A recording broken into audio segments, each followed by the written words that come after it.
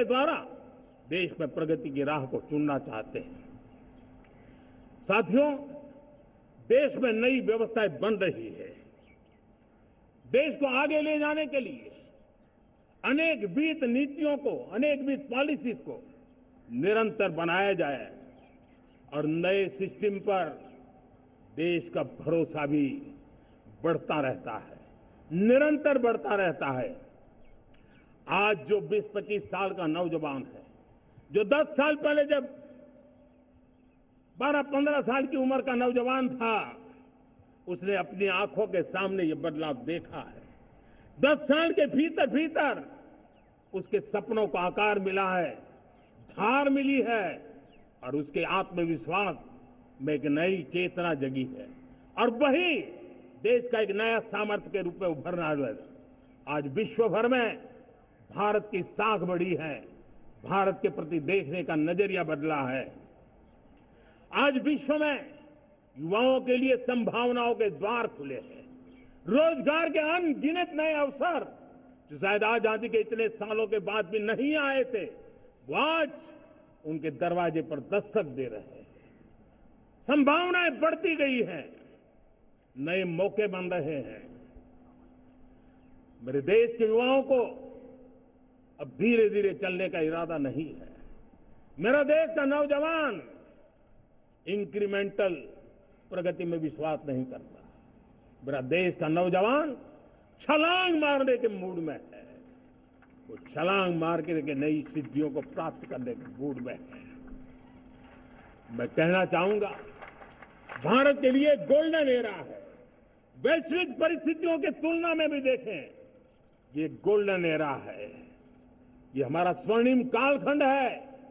मेरे प्यारे देशवासियों, ये अवसर हमें जाने नहीं देना है, ये मौका हमें जाने नहीं देना चाहिए और इसी मौके को पकड़ करके अपने सपने और संकल्पों को लेकर के चल पड़ेंगे तो हम देश की स्वर्णिम भारत की जो अपेक्षा और हमें विकसित भारत का 2047 का लक्ष्य हम पूरा करके रहेंगे।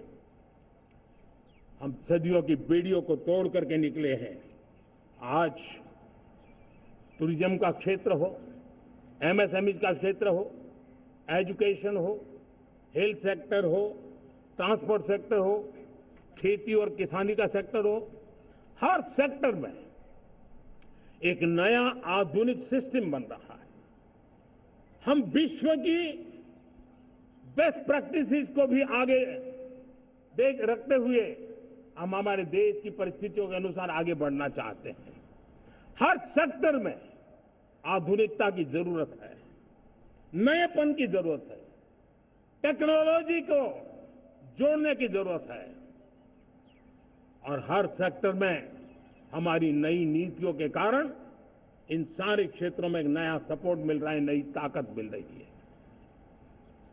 हमारे सारे अवरोध हटे, हमारी बंदी से दूर हो, हम पूरे सामर्थ्य के साथ चल पड़े, खिल उठे, सपनों को पा करके रहे, सिद्धि को हम अपने निकट देखें, हम आत्मसात करें, उस दिशा में हम चलना है।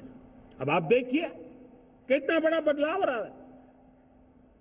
मैं एकदम जमीनी स्तर की बात करूं, विमेन सेल्फ हेल्प ग्रुप आज 10 साल में हमारे 10 करोड़ बहनें विमेन सेल्फ हेल्प ग्रुप में जुड़ी है। 10 करोड़ नई बहनें। हमें गर्व हो रहा है कि हमारे सामान्य परिवार की, गांव की 10 करोड़ महिलाएं आर्थिक रूप से आत्मनिर्भर बन रही हैं और जब महिला आर्थिक रूप से आत्मनिर्भर बनती हैं तब परिवार की निर्णय प्रक्रिया की हिस्सेदार बनती हैं, एक बहुत बड़ी सामाजिक परिवर्तन की गारंटी लेकर के आती है। मुझे गर्व है इस बात पर, लेकिन साथ साथ मुझे गर्व इस बात का भी है कि हमारे सीईओ आज दुनिया भर के अंदर अपनी धाक जमा रहे हैं।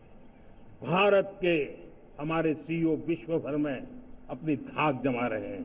हमारे लिए खुशी की बात है कि एक तरफ मेरे सीईओ दुनिया भर में नाम कमा रहे हैं, भारत का नाम बढ़ा रहे हैं, तो दूसरी तरफ विमेन सेल्फ हेल्प ग्रुप से 1 करोड़ मेरी सामान्य परिवार की माताएं बहनें लखपति दीदी बनती है। मेरे लिए ये भी उतना ही गर्व की बात है।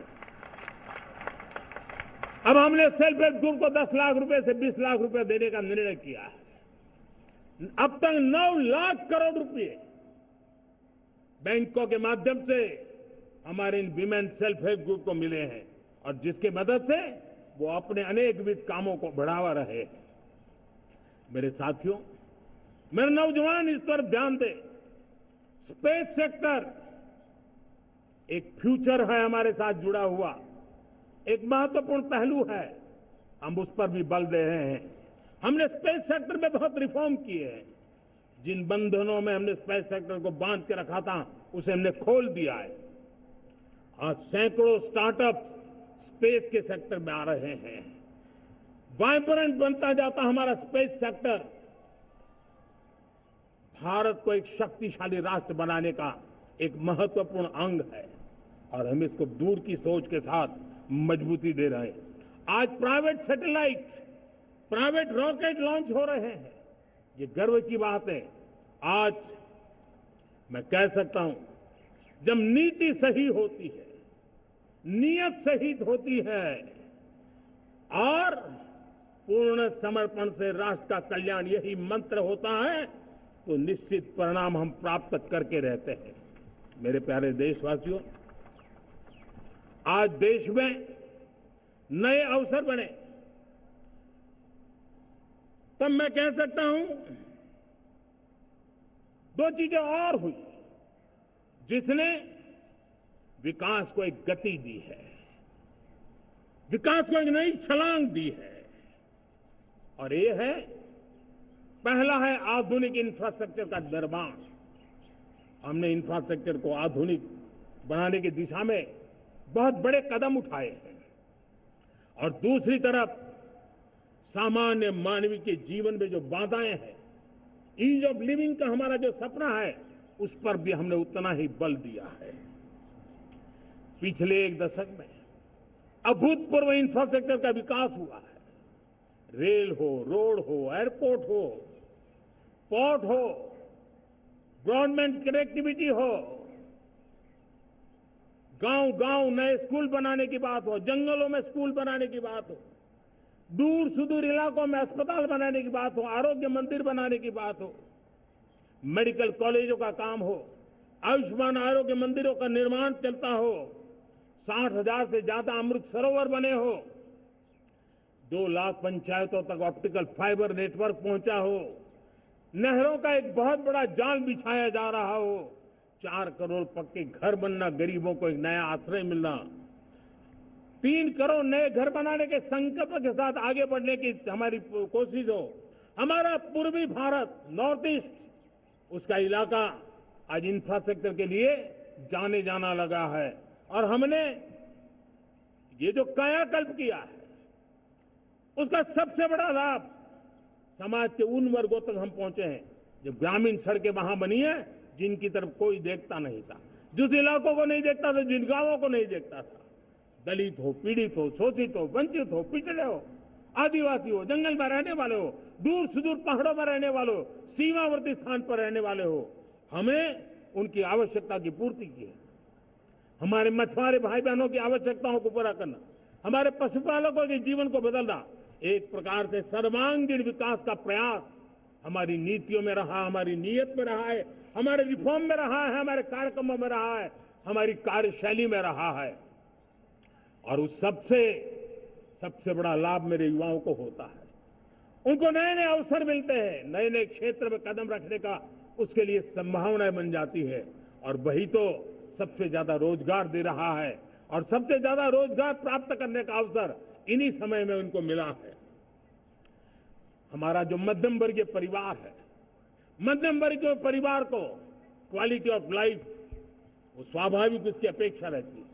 वो देश के लिए बहुत देता है, तो देश का भी दायित्व है कि उसकी जो क्वालिटी ऑफ लाइफ में जो उसकी अपेक्षाएं हैं, सरकार की कठिनाइयों से मुक्ति की उसकी जो अपेक्षाएं हैं, उसको पूर्ण करने के लिए हम निरंतर प्रयास करते हैं। और मैंने तो सपना देखा है कि 2047 जब विकसित भारत का सपना होगा तो उसकी एक इकाई ये भी होगी कि सामान्य मानव के जीवन में सरकार की दखलें कम हो, जहां सरकार की जरूरत हो वहां अभाव न हो, और जहां सरकार की बेकारण प्रभाव भी न हो, इस प्रकार की व्यवस्था पर हम प्रतिबद्ध हैं।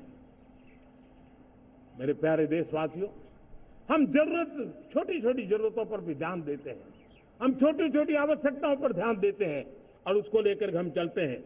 चाहे हमारे गरीब का घर का चूल्हा जलता रहे, गरीब की मां को कभी आंसू पी करके सोना न पड़े, और इसके लिए मुफ्त इलाज की योजना हमारी चल रही है। बिजली, पानी, गैस अब सैचुरेशन के मूड पर है, और जब हम सैचुरेशन की बात करते हैं वो 100% होता है। जब सैचुरेशन होता है तो उसको जातिवाद का रंग नहीं लगता है। जब सैचुरेशन होता है तो उसमें पांथिकता का रंग नहीं लगता है। जब सैचुरेशन का मंत्र होता है तब सच्चे अर्थ में सबका साथ सबका विकास का मंत्र साकार होता है। लोगों के जीवन में सरकार की दखल कम हो, उस दिशा में हमने हजारों कंप्लायंसेस के लिए सरकार सामान्य मानवी पर बोझ डालती थी, उन सारे कंप्लायंसेस को दूर किया। हमने देशवासियों के लिए 1,500 से ज्यादा कानूनों को खत्म कर दिया ताकि कानूनों की जंजाल के अंदर देशवासियों को फंसना न पड़े। हमने छोटी छोटी गलतियों के कारण ऐसे कानून बने थे उनको जेल में अंदर धकेल दिया जाए।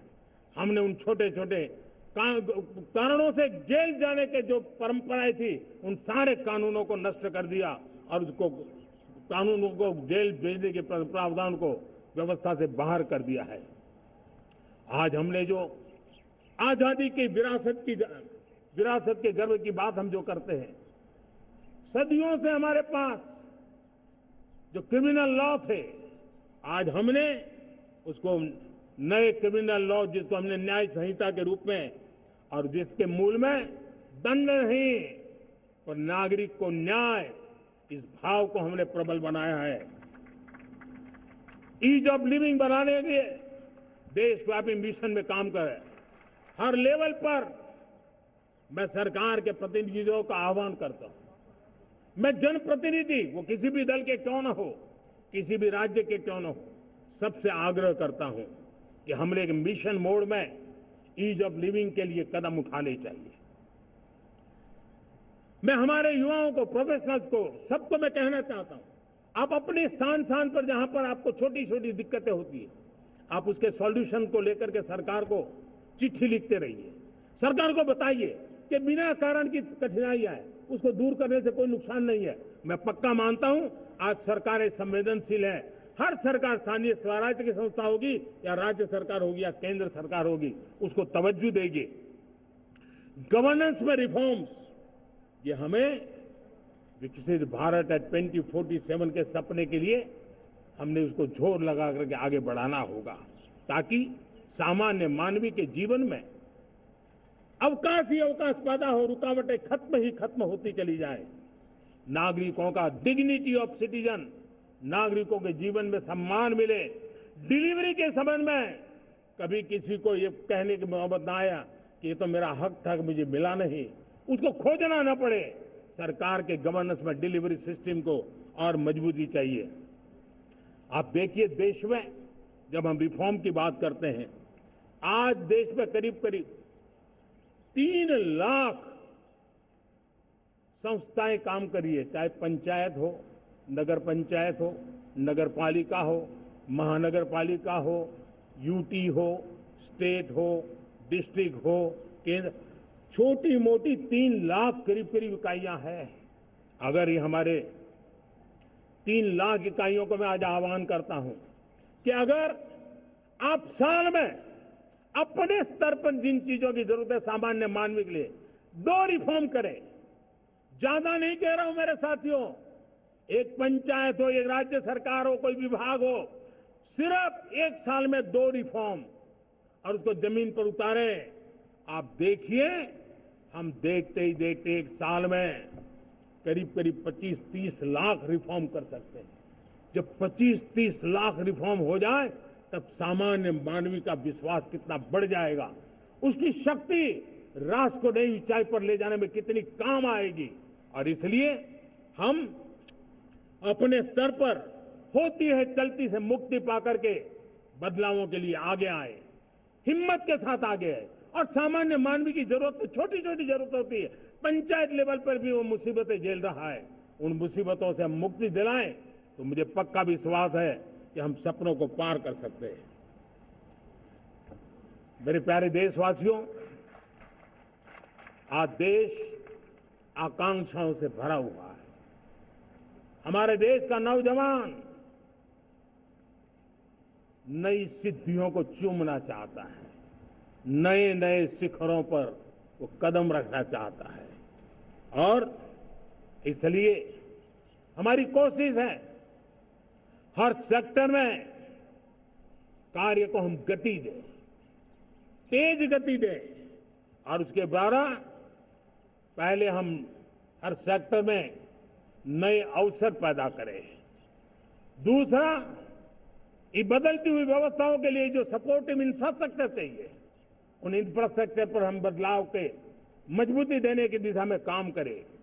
और तीसरी बात है, नागरिकों की मूलभूत सुविधाओं के विषय में हम प्राथमिकता दें, उसको बल दें।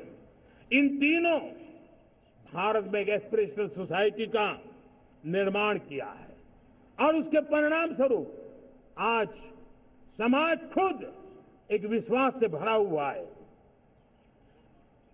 हमारे देशवासियों की आकांक्षा है, उनके एस्पिरेशंस, हमारे नौजवानों की ऊर्जा हमारे देश के सामर्थ्य के साथ जोड़ करके हम आगे बढ़ने की एक ललक लेकर के चल रहे हैं।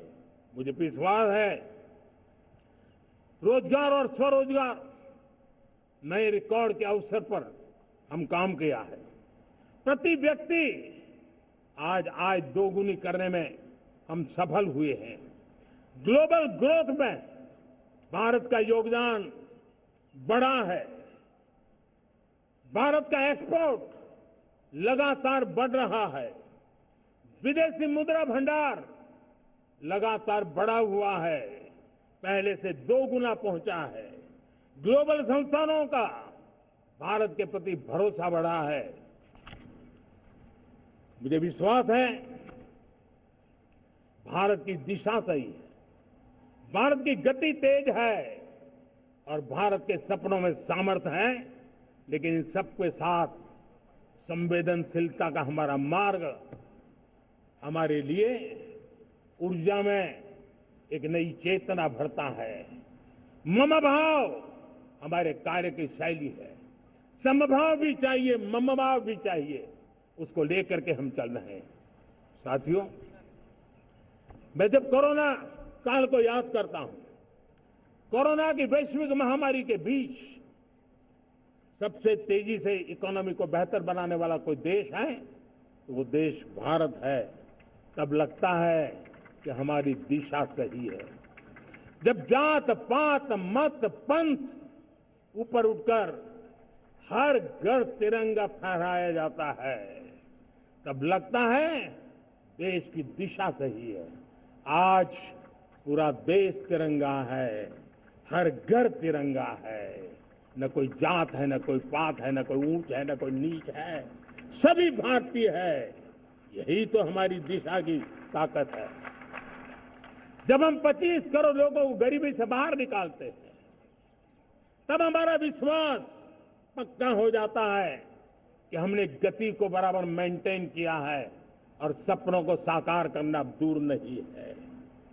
जब 100 से अधिक आकांक्षी जिले अपने अपने राज्य के अच्छे जिलों की स्पर्धा कर रहे हैं, बराबरी करने लगे हैं, तो हमें लगता है कि हमारी दिशा और गति दोनों सामर्थ्यवान है। जब हमारे उन आदिवासी साथियों को वो मदद मिलती है, पीएम जनमन के द्वारा उनको जो योजनाएं पहुंची थी, आबादी बहुत छोटी है लेकिन बहुत दूर सुदूर इलाकों में छुटपुट परिवार रहते हैं, हमने उनको खोज के निकाला है, उनके लिए चिंता की है। तब लगता है कि संवेदनशीलता से जब काम करते हैं तब संतोष कितना मिलता है। वर्किंग वुमेन के लिए पेड मैटरनिटी लीव 12 हफ्ते से बढ़ा करके 26 हफ्ते कर देते हैं। तब सिर्फ नारी का सम्मान ही करते इतना नहीं है, नारी के प्रति संवेदनशील भाव से निर्णय करते इतना नहीं, लेकिन उसके गोद में जो बच्चा पला है ना, उसको एक उत्तम नागरिक बनाने के लिए मां की जो जरूरत है उसमें सरकार रुकावट न बने, इस संवेदनशील भावना से उस निर्णय को हम करते हैं। जब मेरे दिव्यांग भाई बहन भारतीय साइन लैंग्वेज की बात हो या तो सुगम्य भारत का अभियान हो, उसको लगता है कि अब मेरी भी डिग्निटी है, मेरे प्रति देश के नागरिक सम्मान के भाव से देखता है। और पैरालंपिक में तो हमारे खिलाड़ी नई नई ताकत दिखाने लगे हैं, तब लगता है कि ये जो मेरा मम भाव है, हम सबका मम भाव है, उसकी ताकत नजर आती है। हमारे ट्रांसजेंडर समाज के प्रति हम जिस संवेदना के साथ निर्णय बना रहे हैं, हम नए नए कानून बना रहे हैं, उनको सम्मान का जीवन देने के लिए हम प्रयास कर रहे हैं, तब बदलाव की हमारी दिशा सही दिखता है। सेवा भाव से किए गए इन कामों का, जो त्रिविध मार्गों से हम चले हुए हैं, इन कामों का एक सीधा सीधा लाभ आज उसके परिणाम के रूप में हमें नजर आ रहा है। 60 साल बाद लगातार तीसरी बार आपने हमें देश सेवा का मौका दिया है। मेरे 140 करोड़ देशवासी, आपने जो आशीर्वाद दिए हैं, उस आशीर्वाद में मेरे लिए एक ही संदेश है, जन जन की सेवा, हर परिवार की सेवा, हर क्षेत्र की सेवा, और सेवा भाव से समाज की शक्ति को साथ लेकर के विकास की नई ऊंचाइयों पर पहुंचना। 2047 विकसित भारत के सपने को लेकर के चलना, उसी एक संदेश को लेकर मैं आज लाल किले की प्राचीर से हमें आशीर्वाद देने के लिए मैं कोटि कोटि देशवासियों का सर झुका करके आभार व्यक्त करता हूं। मैं उनके प्रति नतमस्तक होता हूं और मैं उनको विश्वास दिलाता हूं कि हमें नई ऊंचाइयों को नए जोश के साथ आगे बढ़ना है। हमें सिर्फ जो हो गया है वो संतोष मान करके बैठने वाले हम लोग नहीं हैं, वो हमारे संस्कार में नहीं है। हम कुछ और करने के लिए, कुछ और आगे बढ़ने के लिए और कुछ और नई ऊंचाइयों को पार करने के लिए हम आगे बढ़ना चाहते हैं। विकास को, समृद्धि को, सपनों को साकार करने को, संकल्प को लिए जीवन खपाने को हम अपना स्वभाव बनाना चाहते हैं, देशवासियों का स्वभाव बनाना चाहते हैं। मेरे प्यारे देशवासियों, आज नई शिक्षा नीति बहुतेक मात्रा में कई राज्यों ने उसको अच्छा इनिशिएटिव लिए हैं और उसके कारण आज एक 21वीं सदी के अनुरूप हमारी शिक्षा व्यवस्था को जो हम बल देना चाहते हैं और विकसित भारत के सपने के लिए जिस प्रकार से मानव समूह तैयार करना चाहते हैं, नई शिक्षा नीति बहुत बड़ी भूमिका अदा है। मैं नहीं चाहता हूं कि मेरे देश के नौजवानों को अब विदेशों में पढ़ने के लिए मजबूर होना पड़े। मध्यम वर्गीय परिवार के लाखों करोड़ों रुपया बच्चों को विदेश पढ़ने के लिए भेजने में खर्च हो जाए। हम यहां ऐसी शिक्षा व्यवस्था का विकसित करना चाहते हैं कि मेरे देश के नौजवानों को विदेश जाना न पड़े, मेरे मध्यम वर्गीय परिवारों को लाखों करोड़ रुपया खर्च करना न पड़े। इतना ही नहीं, ऐसे संस्थान निर्माण हो ताकि विदेशों से लोग भारत के अंदर उनका मुंह मोड़े। अभी अभी हमने बिहार का हमारा गौरवप्रद इतिहास रहा है, नालंदा यूनिवर्सिटी का पुनर्निर्माण किया है। फिर से एक बार नालंदा यूनिवर्सिटी काम करना शुरू कर दिया है, लेकिन हमें शिक्षा के क्षेत्र में फिर से एक बार सदियों पुराने उस नालंदा स्पिरिट को जगाना होगा, उस नालंदा स्पिरिट को जीना होगा, उस नालंदा स्पिरिट को लेकर के बड़े विश्वास के साथ विश्व की ज्ञान की परंपराओं को नई चेतना देने का काम हमें करना होगा। मुझे पक्का विश्वास है कि नई शिक्षा नीति ने मातृभाषा पर बल दिया है। मैं राज्य सरकारों से कहूंगा, मैं देश की सभी संस्थानों से कहूंगा कि भाषा के कारण हमारे देश की टैलेंट को रुकावट नहीं आनी चाहिए, भाषा अवरुद्ध नहीं होनी चाहिए। मातृभाषा का सामर्थ्य हमारे देश के छोटे छोटे गरीब से गरीब मां के बेटे को भी सपने पूरा करने का ताकत देता है।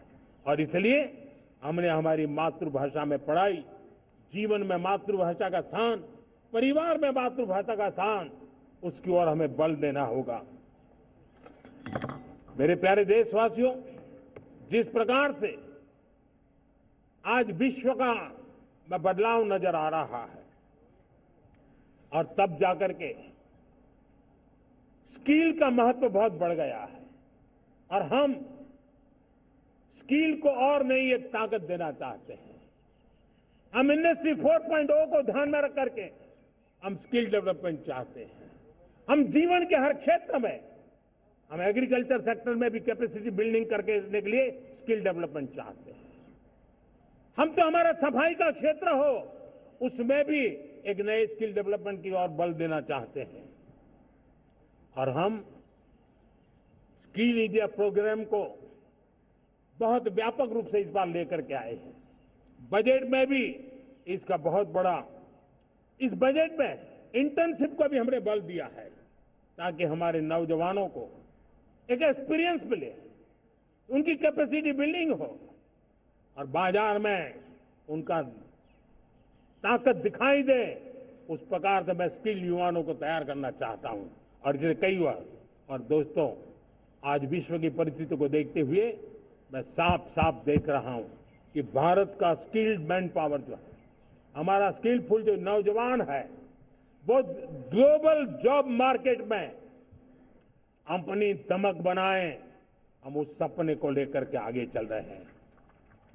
साथियों, विश्व जिस तेजी से बदल रहा है, जीवन के हर क्षेत्र में साइंस और टेक्नोलॉजी का महत्व बढ़ता चला जाने वाला है।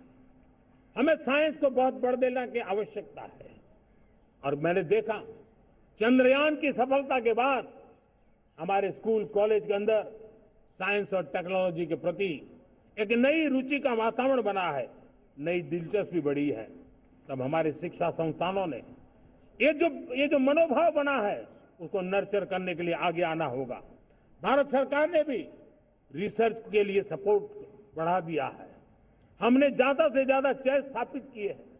हमने नेशनल रिसर्च फाउंडेशन बना करके हमने उसको एक कानूनी परिवेश में ला करके स्थायी रूप से एक व्यवस्था विकसित की है ताकि रिसर्च को लेकर के निरंतर बल मिले और ये रिसर्च फाउंडेशन उस काम को करे। मेरे बड़े गर्व की बात है कि बजट में हमने 1 लाख करोड़ रुपया रिसर्च और इनोवेशन के लिए हमने देने का निर्णय किया है ताकि हमारे देश के नौजवान के पास जो आइडियाज है, उस आइडियाज को हम जमीन पर उतार पाएं। साथियों, आज भी हमारे देश में मेडिकल एजुकेशन के लिए हमारे बच्चे बाहर जा रहे हैं। वैसा कहा हमारे वो ज्यादातर मध्यम वर्गीय परिवार के हैं, उनके लाखों करोड़ों रुपए खर्च हो जाते हैं। और तब जाकर के हमने पिछले 10 साल में मेडिकल सीटों को करीब करीब 1 लाख कर दिया। आज मैं करीब करीब 25,000 युवा हर साल विदेश में मेडिकल एजुकेशन के लिए जाते हैं। और ऐसे ऐसे देश में जाना पड़ रहा है, कभी कभी जो मैं सुनता हूं तो हैरान हो जाता हूं। और इसलिए हमने तय किया है कि अगले 5 साल में मेडिकल लाइन में 75,000 नई सीटें बनाई जाएगी। मेरे प्यारे देशवासियों, विकसित भारत 2047 वो स्वस्थ भारत भी होना चाहिए। और जब स्वस्थ भारत हो तो आज जो बच्चे हैं उनके पोषण पर आज से ही ध्यान देने की जरूरत है। और इसलिए हमने विकसित भारत की जो पहली पीढ़ी है उनकी तरफ विशेष ध्यान दे करके हमने पोषण का एक अभियान चला है। हमने राष्ट्रीय पोषण